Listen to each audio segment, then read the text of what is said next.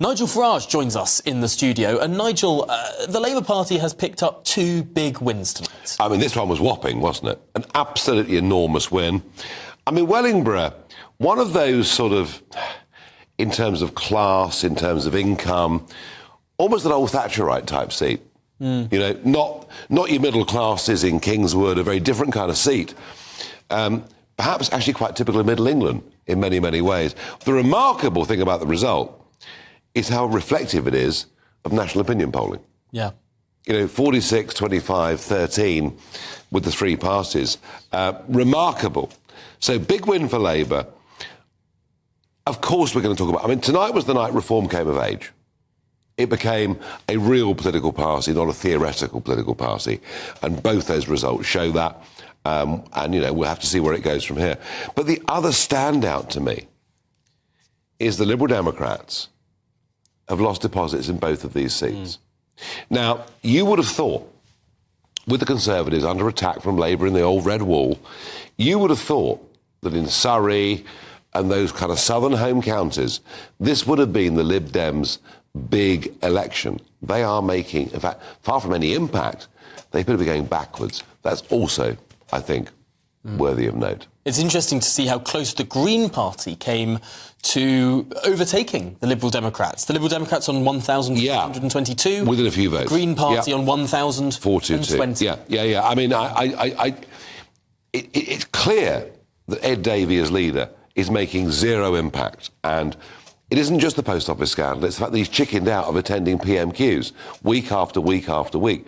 I mean, the Lib Dems did well with great leaders. Charlie Kennedy had terrible personal problems, it's a shame, but was a huge personality.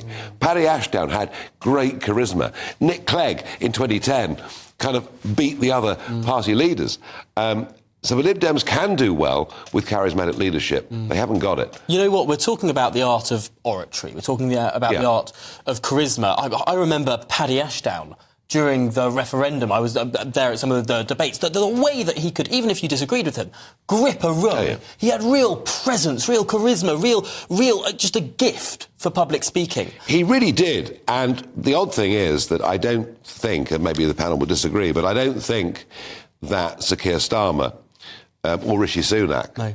I don't think either of them have that inspirational flair that some people have in life. And yet, if you think about the parliamentarians who do have it, Michael Gove comes to my mind. Now, he's not ever going to be a particularly popular party leader, but my goodness, does he have that art of oratory nailed on? Yeah, Michael can speak. But actually, if you look at debates in the House of Commons, there are very, very few people in the modern world that can stand up and really inspire. I mean, ironically, perhaps George Galloway, you know, whatever you think of his politics, is one of those people that's got an amazing ability to reach out to a crowd, to emote, to get people to agree. And we just saw, I mean, I don't want to be rude, but...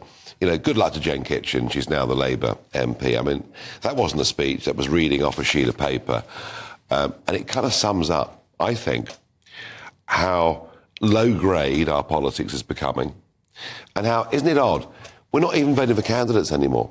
We're voting for and against party leaders. We've almost got a quasi-presidential system now, operating in general elections, in by-elections.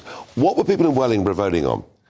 They weren't really voting on the local candidates very much. They're voting on national perception of how they see things, whether they like or dislike leaders. It could have been any identikit candidate. And to be honest, to some extent, the scandal in Rochdale will probably make the Labour Party even more cautious of any candidate who sort of has stepped out of... or three wheels or doesn't read off a script. Which means you get even more boring candidates with less life experience. I mean, look, tonight's been fascinating.